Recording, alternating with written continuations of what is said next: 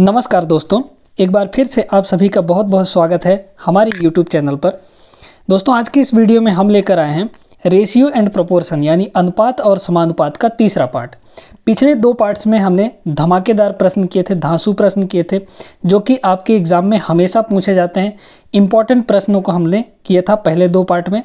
इस पार्ट के अंदर भी हम लोग ऐसे ही प्रश्नों को लेकर आए हैं और ये जो हमारा सीरीज चल रहा है अनुपात और समानुपात का पार्ट बाय पार्ट, इसमें हम महत्वपूर्ण प्रश्नों को, हर टाइप के प्रश्नों को लेकर आ रहे हैं। तो हर एक पार्ट आपको अच्छे से देखना है।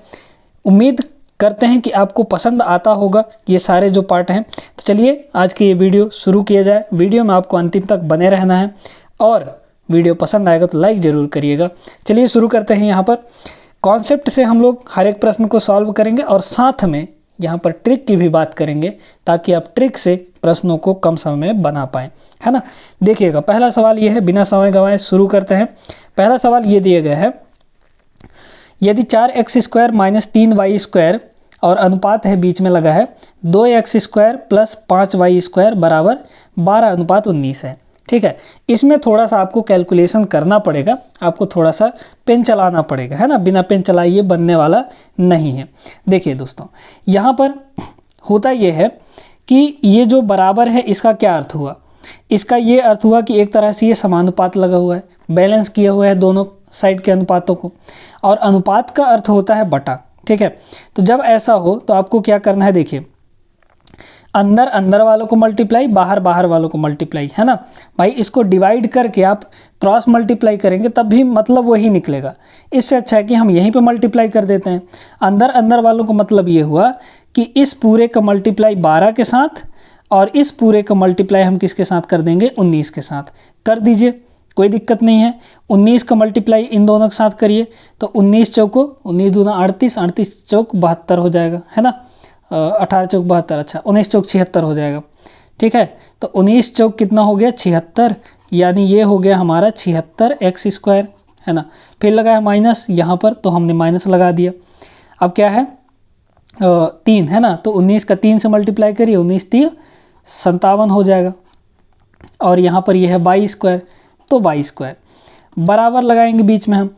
और किसका मल्टीप्लाई करेंगे, 12 का इन दोनों के साथ मल्टीप्लाई करेंगे, कर दीजिए। 12 दूना 24, ये 24x² हो गया, है ना। आप इसको चाहें तो एक दो स्टेप और बढ़ा सकते हैं, वो आपकी मर्जी है ना। कैसे बढ़ाएंगे भाई, 4x² - 3y² बटा करेंगे, फिर 2x² + 5y² लिखेंगे, फिर बराबर लगाएंगे, फिर 12/19 लिखेंगे, मतलब वही हुआ, है ना। चाहे आप डायरेक्टली यहाँ पर मल्टीप्लाई कर दीजिए, चाहे एक आध दो स्टेप बढ़ा दीजिए। और कॉम्पिटिटिव एग्जाम्स में आप जितना ज़्यादा स्टेप बढ़ाएंगे आपको उतना ही ज़्यादा समय लगने वाला है।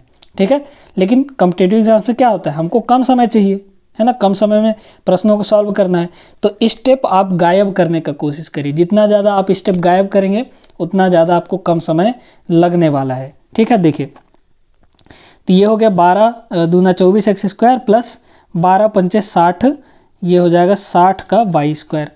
अब आगे देखिए, आगे क्या करना है, यहाँ पर x वालों को एक साथ, y वालों को एक साथ कर लीजिए।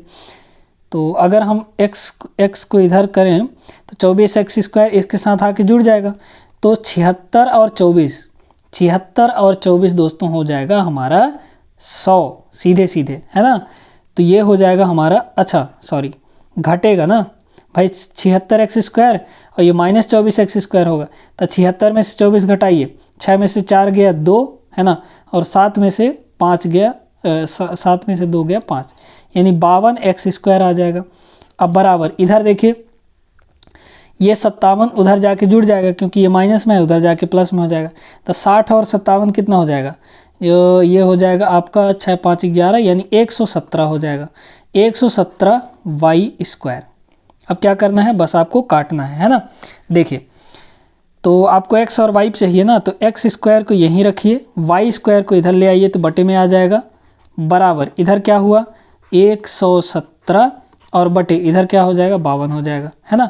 तो देख लीजिए, ये हो जाएगा 52, है ना। दोनों 13 से कैंसिल हो जाएंगे, 13 से काटिए इसको, 13 9 117 और 13 चौको 52, मतलब हमारा क्या आ गया 9/4 आ गया। ठीक है, अब इधर स्क्वायर है एक्स स्क्वायर बटे वाई स्क्वायर का मतलब क्या हुआ, एक्स बटे वाई पूरे का स्क्वायर है ना, एक्स बटे वाई और पूरे का स्क्वायर, इस पूरे का स्क्वायर इधर जाएगा तो हमारा वर्गमूल लग जाएगा। तो एक्स बटा बाई यहाँ से कितना हो जाएगा दोस्तों, ये हो जाएगा, इधर अंडर रूट लगा दीजिए, यानी 9 का अंडर रूट 3 हो जाएगा और 4 का अंडर रूट 2 हो जाएगा, यानी 3:2 आ जाएगा। x अनुपात y का वैल्यू 3:2। ऑप्शन नंबर बी आपका एकदम सही आंसर हो जाएगा। तो देखिए कैसे आसान तरीके से इस प्रश्न को हमने कर लिया और उम्मीद करते हैं कि आपको ये सवाल समझ में आ गया होगा। बढ़ते हैं हम लोग दोस्तों आगे अगले प्रश्न पर। चलिए दोस्तों अब इस सवाल को देखिएगा, ये थोड़ा सा इंटरेस्टिंग सवाल है ना, मज़ेदार सवाल है। आप इसको दो तरीकों से कर सकते हैं। एक तो आप बाई ऑप्शन कर सकते हैं, और अगर आप बाई ऑप्शन करते हैं तो आपका आंसर जल्दी आएगा। लेकिन वहीं पर अगर आप इसको मेथड से करते हैं, बेसिक मेथड से करते हैं, तो आपको थोड़ा सा समय ज़्यादा लगेगा। ज़्यादा समय नहीं लगेगा लेकिन थोड़ा सा ज़्यादा समय लगेगा। बाई ऑप्शन करेंगे तो आपका आंसर जल्दी आ जाएगा। ठीक है, देखिएगा ध्यान से सुनिएगा। पहले हम लोग बेसिक मेथड से चलते हैं। कैसे करेंगे, यहाँ पर क्या दिया है, 5x square minus 13xy plus 6y square. इसका करना है आपको फैक्टर यानी गुणनखंड करना है। तो कैसे करते हैं गुणनखंड, देख लीजिए।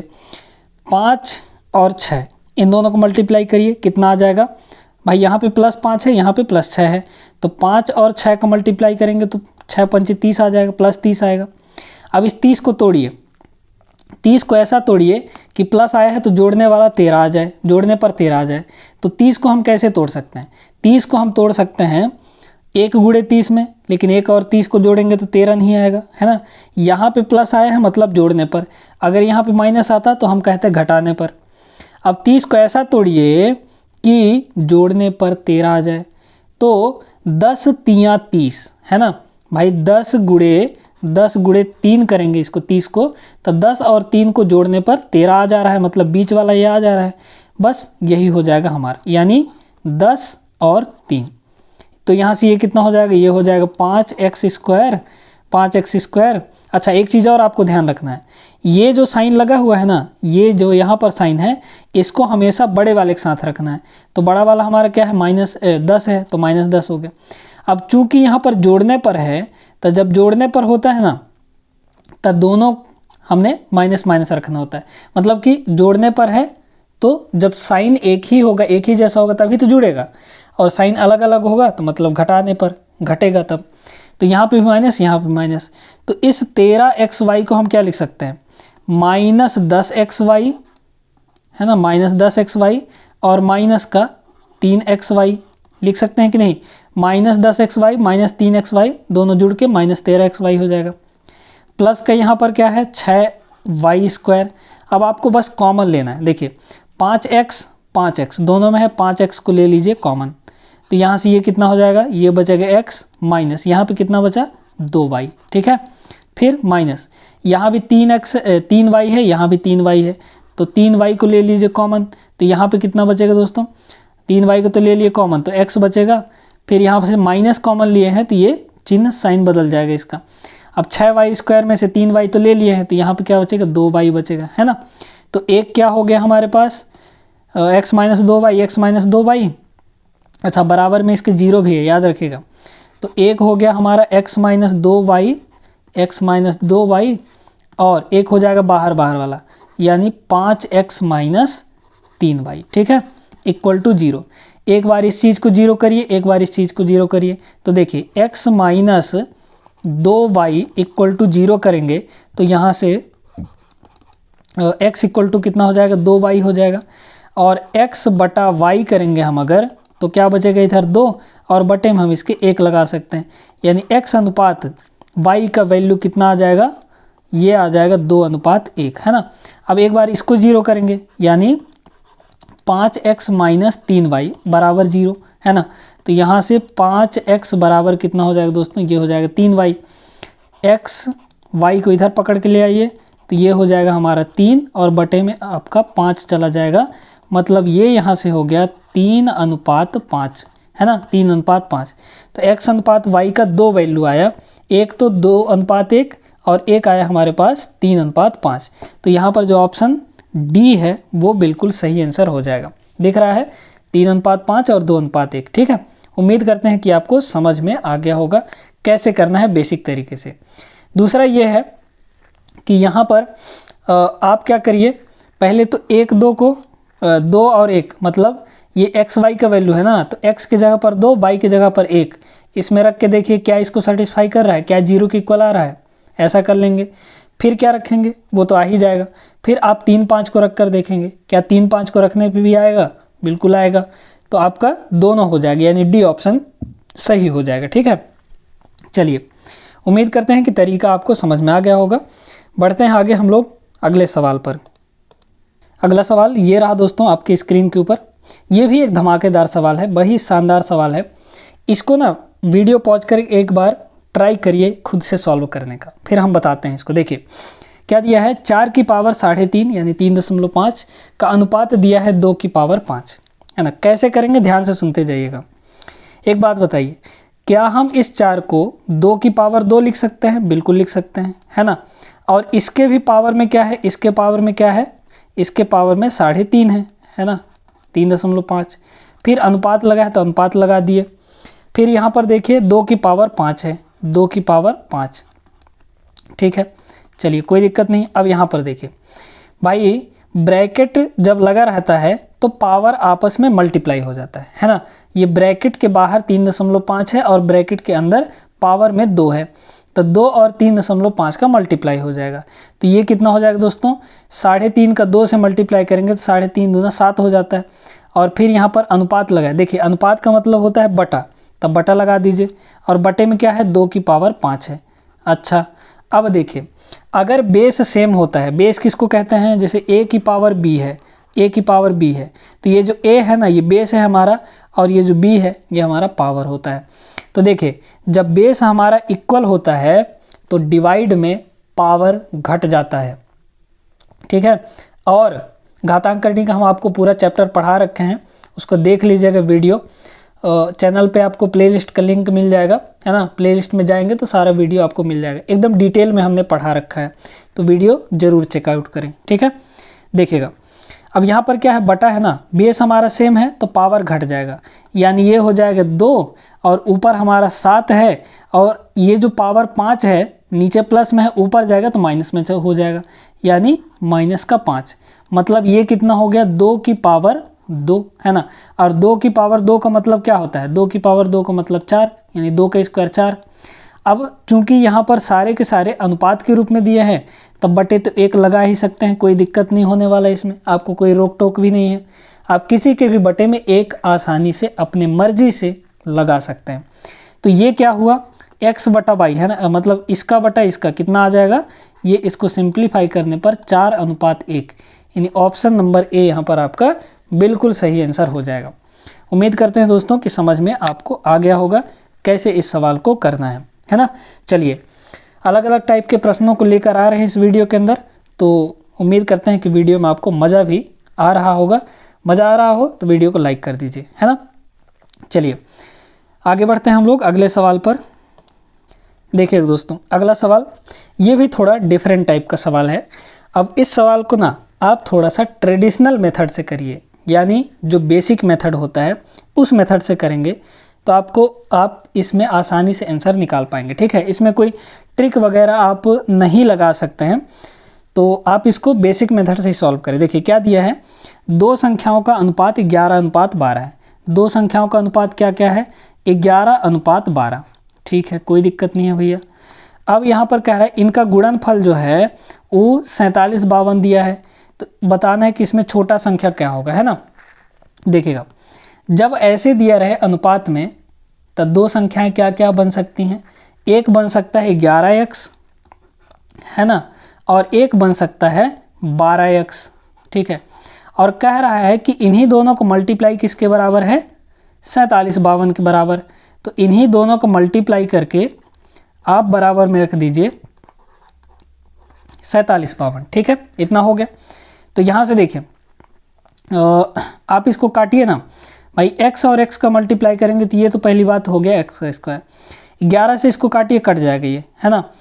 तो 11 से इसको काट दीजिए, 11 चौक 44, है ना, बचा 3 तो ये 35 हो गया, 11 3 33, बचा 2 तो 22 हो गया, 11 दूना 22, कट गया, बिल्कुल कट गया।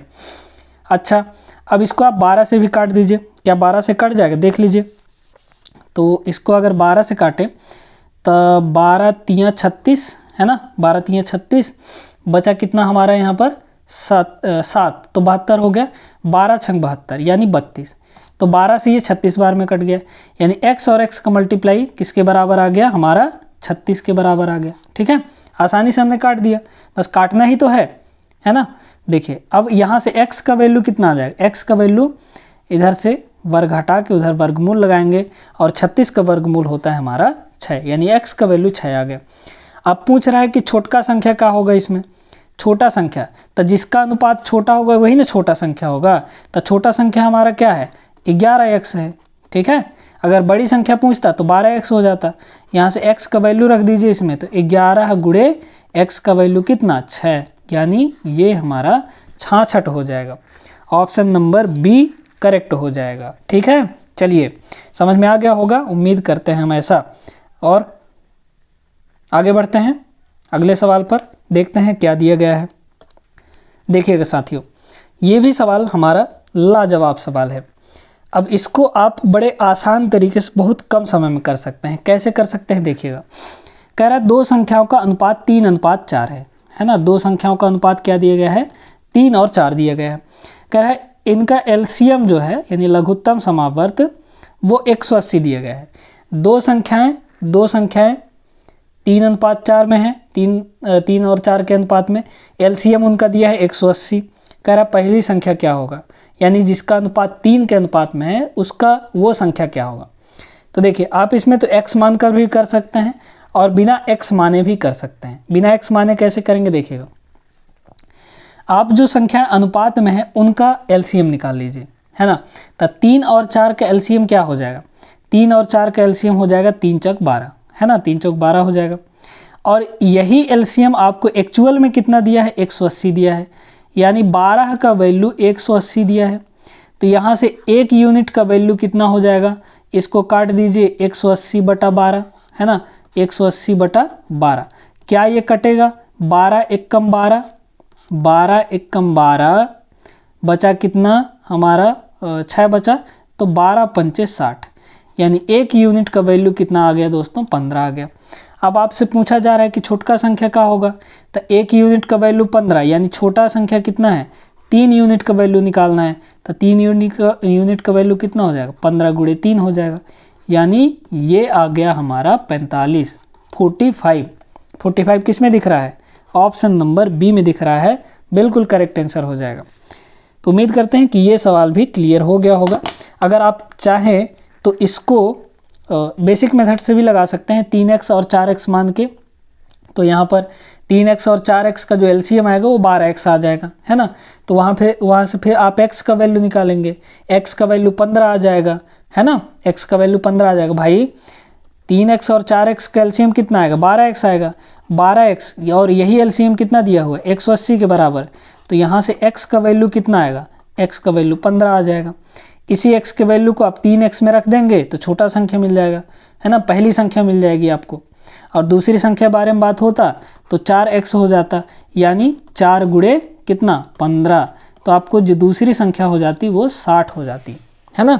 तो इस तरीके से आप कम समय उपयोग करिए, और जितना ज़्यादा से ज़्यादा हो सके आप कोशिश करिए कि आप पेन ना चलाएं, है ना। जितना ज़्यादा हो सके दिमाग का उपयोग करें, दिमाग से जितना आप कैलकुलेशन करेंगे उतना ज़्यादा आपको कम समय इसमें लगने वाला है। ठीक है, चलिए बढ़ते हैं, एक सवाल हम यहाँ पर और करवाएंगे, फिर इसके बाद अगले वीडियो में।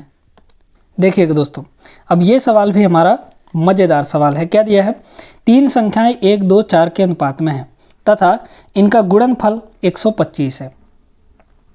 इसको भी गुणनफल हो, है ना, तो इस केस में आपको क्या करना है, बेसिक मेथड लगाना है, x वाला सिस्टम मानकर करना है।